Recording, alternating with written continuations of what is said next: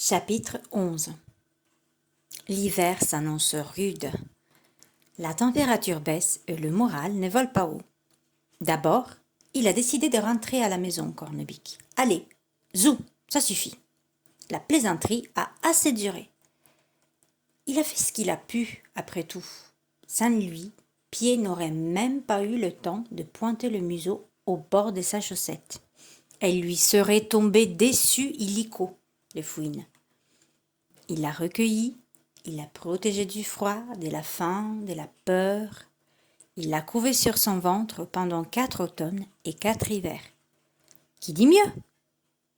Elles ne vont pas le manger d'ailleurs, les griffus. Au contraire, elles vont le traiter comme le roi d'Espagne. Elles vont lui amener, toute prête à câliner, une jolie petite camarade. Elles vont les bichonner tous les deux pour qu'ils bricolent une portée de beaux laireaux bien grassouillés. Proposez-lui la même chose à Cornebic. Gavez-le de soupe aux choux et apportez-lui Blanche Bicoune sur un plateau. Vous verrez s'il dit non. Blanche Bicoune. Avec un peu de chance, elle l'aura attendu. On peut toujours rêver. En tout cas, c'est décidé. Il va se dépêcher de rentrer au bercail. Et une fois là-bas, il sautera dans ses pantoufles comme si rien ne s'était passé. Et si on lui demande ce qu'il a fichu tout ce temps, il dira qu'il avait envie de voir du pays. Voilà. À force de se les répéter, il finirait presque par croire à ses propres mensonges. Il chemine 10 jours, comme ça, la tête dans les épaules, butée. Quelquefois, il lui semble entendre la voix de Pied à son oreille. « Pourquoi tu m'as pas défendu? Tu étais à 3 mètres. J'étais appelé. » Alors il devient fou et se met à galoper droit devant lui, franchissant le ruisseau, s'écorchant dans les taillis. Il ne s'arrête qu'au bout de force, quand ses jambes ne le portent plus. Il dort n'importe où, là où la fatigue le jette, dans un fossé, quelques heures, et il se remet en route aussitôt réveillé, qu'il fasse jour ou nuit. Il s'étourdit d'espace, de course. Un jour, et pour la première fois depuis qu'il a quitté son village, il mendie du pain dans une ferme. Il ne propose pas de donner un coup de main, ni de jouer un petit air. Il bredouille juste « Vous n'aurez pas un bout de pain dur qui resterait ?» La fermière le détaille de la tête aux pieds, et il se sent rougir. Son pantalon est déchiré aux genoux, et la toile lui pendouille sur le tibia. Et surtout, il a négligé le savon ces derniers temps. Ses joues se sont creusées. Bientôt, il fera peur. En grignotant son quignon le soir, il se rappelle le temps où il cuisinait des omelettes aux champignons sur son feu de bois. Ah, il est moins fier maintenant, notre Cornebic. C'est dans ce triste état qu'il fait la connaissance de Lem. D'accord, on peut rêver mieux comme compagnon, mais quand on n'a pas le choix. Tendez une gourde d'eau fraîche à un assoiffé du désert, il ne vous réclamera pas une rondée de citron. Cornebic rencontre Lem donc, et voilà comment ça arrive. C'est l'après-midi, par beau froid. Il clopine laborieusement sur une interminable ligne droite. Sa cheville gauche est enflée et le fait souffrir, si bien qu'il doit s'arrêter souvent pour la soulager un peu. Il est justement en train de l'amasser, assis sur un talus, quand il lui semble entendre, venu de loin, un bruit de casserole. Une silhouette se dessine, là-bas au bout. C'est un type qui tire une charrette à bras, sans doute remplie de grelots ou clochettes, vu le tintamarre. Cornebic, qui n'aime pas être suivi quand il marche, décide d'attendre là et de se laisser doubler. Ça lui donnera l'occasion de découvrir la tête de cet original, et il n'est pas déçu. Le bonhomme est un vieux coq, maigre comme un vélo, au moins aussi grand que Cornebic. Ses habits rapiécés ne valent guère mieux que les siens. Sa crête pendouille sur le côté, tristounette, et à sa trogne épanouie, on devine qu'il n'est pas un grand amateur d'eau minérale. Arrivé à la hauteur de Cornebic, il lance, jovial. « De soucis, capitaine ?» Sur une pancarte de bois, accrochée à la ridelle, au-dessus de la roue, on a l'impression qu'un droitier a écrit de la main gauche « Docteur Lem, guérison en tout genre, diplômé ». Ce ne sont pas des grelots qui font tout ce tintouin, mais des dizaines de fioles qui s'entrechoquent dans la charrette. Ding ding. Il y en a de toutes les tailles, de toutes les formes, de toutes les couleurs. « Je peux vous être utile ?»« Bof, je pense pas, » bougonne Cornebique. « Vous êtes sûr ?»« Allez, on souffre toujours de quelque chose, même si on sent rien. Je dirais même, surtout si on sent rien. Voyons, brûlure d'estomac, rage de dents, dégradation de la rate, ballonnement, rien de tout ça. Langue râpeuse, verrue palentaire, inflammation du cervelet. Arrêtez-moi quand je tombe dessus, n'hésitez pas.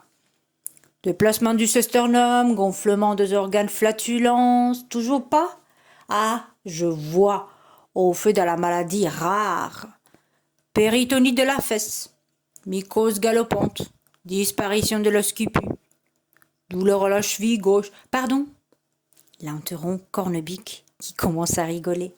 Vous avez dit quoi en dernier? Douleur à la cheville gauche.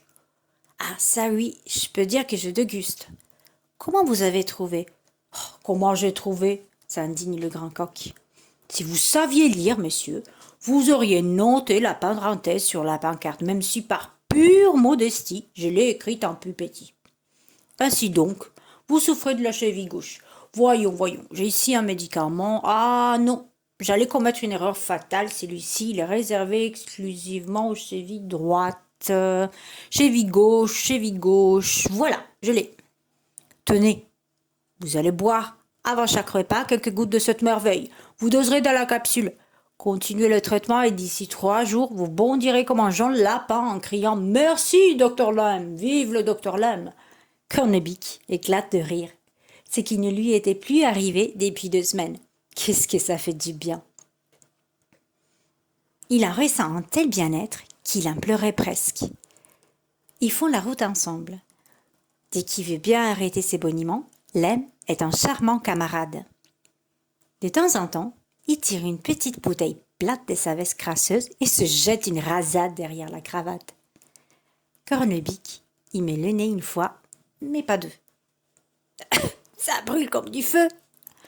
Lem rigole de le voir virer à l'écarlate, tousser, cracher et se frapper la poitrine.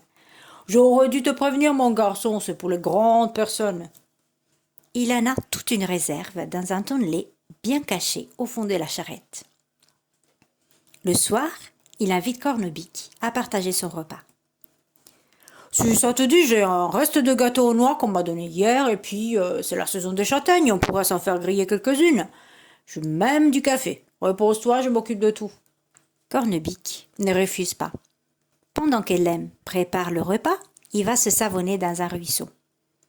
Maintenant qu'il a de la compagnie, il préfère éviter de puer comme un blaireau. Demain, s'il fait beau, il lavera tous ses vêtements. Ça suffit la cloche. Un peu plus tard, ils sirotent leur café auprès du feu, le ventre bien rempli. Zut, bâille Cornebique. J'ai oublié de prendre le médicament. Oh, pas grave, le rassure Lem en passant la langue sur son papier à cigarette. Tu en prendras 2 capsules demain matin pour rattraper, allez. Au fait, hasard Cornebique après un long silence, qu'est-ce qui t'a mis sur la route, toi? Lem pousse un long soupir et se tait. Pardon, s'excuse Cornebique, je suis indiscret, C'est pas ça. Je te dirais volontiers pourquoi je suis parti, seulement... Seulement, j'en sais plus rien. Je sais plus. Je te jure. Je l'ai su pourtant, mais depuis quelques années, rien à faire. J'arrive plus à retrouver le fil. J'avais mes raisons sans doute, mais lequel? Et puis, même si je voulais rentrer, je pourrais pas. Je sais plus où j'habite. Je sais plus rien d'ailleurs. À part que je m'appelle Lem. Parce que c'est marqué sur ma blague à tabac. Sinon, j'ai tout oublié. C'est tout parti. Asthmatique, ça s'appelle. Amnésique? Le corrige Cornebique. Ouais, amnésique, comme tu dis. Ma caboche, elle ressemble à une passoire, tu vois. Il y a des trucs qui passent à travers et d'autres qui restent. On peut pas prévoir lequel. Fichtre, tu veux dire que demain, Par exemple, quand on se réveillera, tu m'auras peut-être oublié et tu me demanderas qui je suis? Possible, pas certain. Mais alors, comment tu fais pour retenir tous tes médicaments? Tu dois les confondre. Oh, qu'un risque. Il y a exactement la même chose dans toutes mes fioles. De l'eau, un peu de miel pour la douceur et une demi-goutte de mon torboyau là pour élever.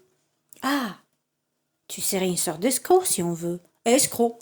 Oh là, monsieur Cornebic, quand vous y allez, oh, figure-toi que j'obtiens beaucoup de guérison. Au fait, comment va ta cheville? Mieux, mais j'ai pas pris ton remède.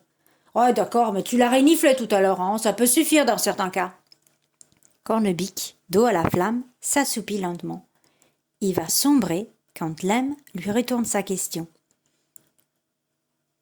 Et toi, mon vieux, qu'est-ce qui t'a jeté sur la route? Il hésite quelques secondes, puis il se lance. Après tout, pourquoi ne pas dire la vérité à ce brave coq? Ça entrera par une oreille et ressortira par l'autre. Et de toute façon, ils vont se séparer de demain. Alors,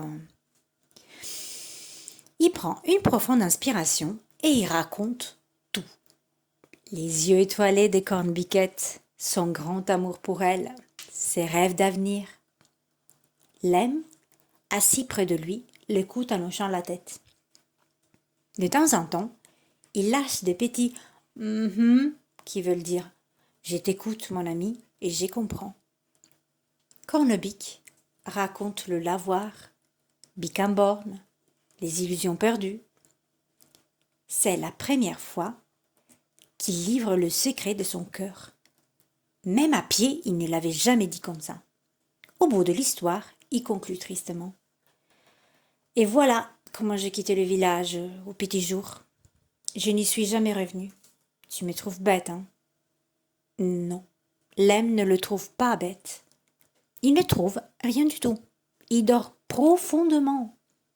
Depuis le début, sans doute, puisqu'il continue à pousser dans le silence et approbateur.